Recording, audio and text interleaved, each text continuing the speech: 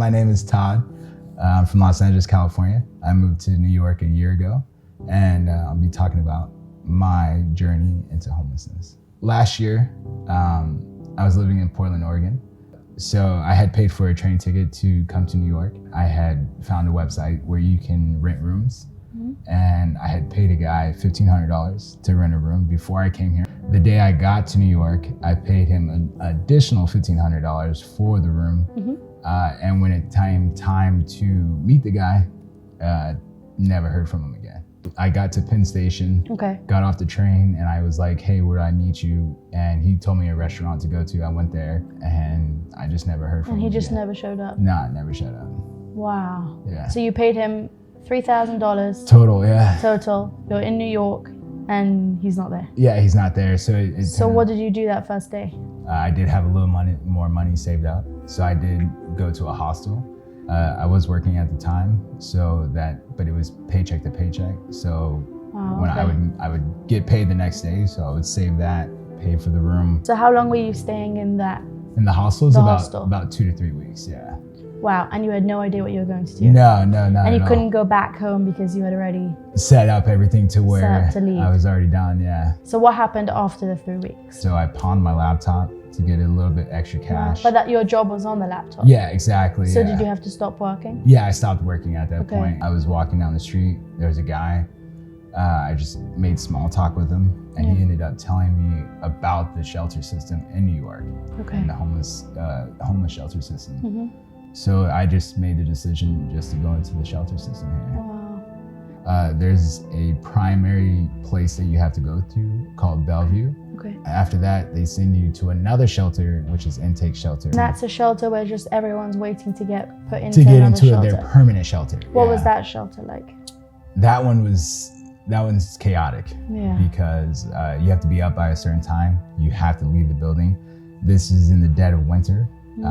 So at if you're not working, you have nowhere to go to stay warm. 8 o'clock to 5:30, you have to be out the building. I was on Indeed. I was putting in applications, just trying to find something. When you apply to jobs, what do people say? Like I went to a few interviews, and they're like, we don't have an address down here for you. And I was like, well, I'm in the shelter system. And they're like, okay, well, yeah, we'll give you a call back and see how things go. And then you never hear from them. They just assume that because you're in a shelter that you're unreliable and transportation, housing, hygiene, stuff like that. You can't afford housing, and then you can't get a job because you can't afford housing. Yeah, so it kind of plays hand in hand, Yeah, so that process, I had already had a physical done, and then I did the psych eval, got that done. So you have to stay on top of that, because if you don't, you'll be stuck in that shelter for months. You have to do it on your own. So you have to go talk to people, see what you need to be done. So how long were you there for? I was there just 2 weeks. 2 weeks, okay. And they moved you into my a permanent shelter. Yeah, and so after that intake shelter, then you go to your permanent shelter. So mentally, I was very depressed because you have like 40 other guys that are surrounding you. You never feel safe. It's an open dorm.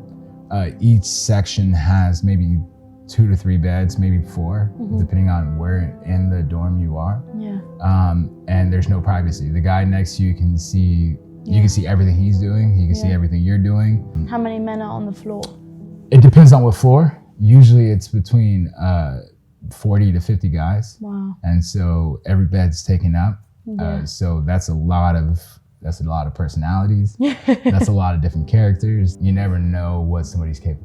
Yeah. When it comes to this. And everyone's in a stressful part of their life, all in one space. Yeah.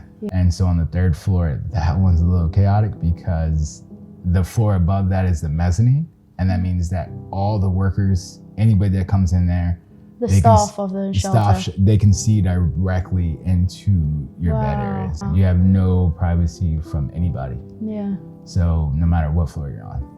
So how long were you living in that shelter for?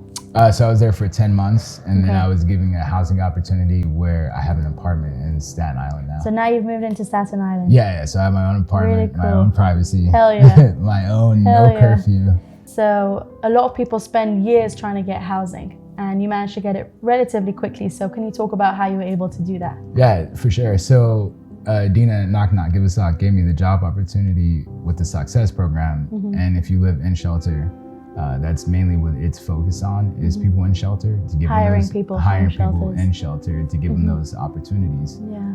to succeed and get out of the shelter system. Yeah. So with me joining the Success program, I was able to get my weekly paycheck stubs, Yeah.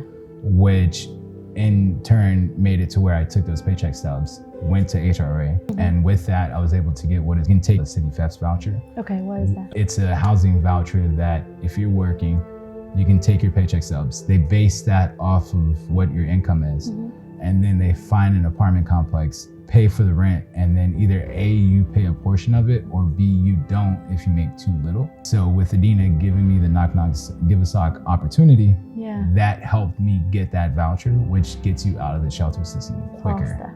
So what can people do to help? How can they learn about homelessness? I would say don't judge every homeless person off of what society has said about homelessness. Yeah. Find out for yourself.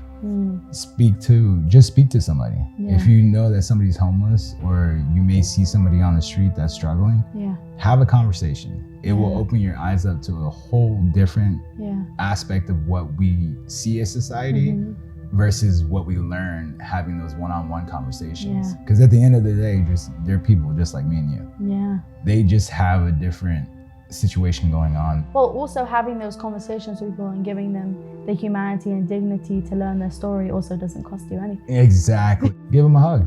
Hugs go a long way. Hugs is a big deal. Yo, just having somebody say, "Are you okay?"